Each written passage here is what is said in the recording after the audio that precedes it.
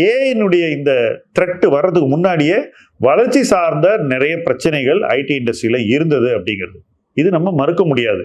இதை நம்ம பார்த்துக்கிட்டே இருக்கோம். இன்ஃபேக்ட் நிறைய பேர் இன்னைக்கு ஐடி ஸ்டாக்ல இன்வெஸ்ட் பண்றவங்க யார் அப்படின்னு பார்த்தீங்கன்னா ஐடி இண்டஸ்ட்ரியிலே வேலை செய்யக்கூடியவர்கள். ஏன்னா அவங்களுக்கு அந்த இண்டஸ்ட்ரி ரொம்ப ஃபெமிலியரா இருக்கு, இதுலயே போடலாமே அப்படின்னு ஒரு ஃபெமிலியாரிட்டிக்காக இன்வெஸ்ட் பண்றாங்க.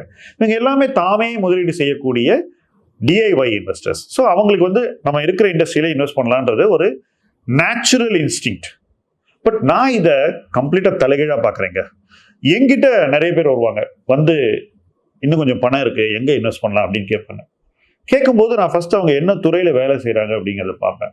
ரொம்ப ரேரா தான் ஒரு துறையில் வேலை செய்பவர்களை தங்களுடைய சேமிப்புல கணிசமான பகுதியை அதே துறையில் முதலீடு செய்வதற்கு நான் அட்வைஸ் பண்ணுவேன். இதுக்கு ரீசன் இருக்கு. ஒருவேளை அந்த துறை நல்லா பண்ணலன்னா அவங்களுக்கு ஏற்கனவே கரியர்ல ஒரு பாதிப்பு வரும். உதாரணத்துக்கு சம்பள வளர்ச்சி வராது. சில பேருக்கு துரதிருஷ்டவசமாக வேலை இழப்பு கூட வரலாம்.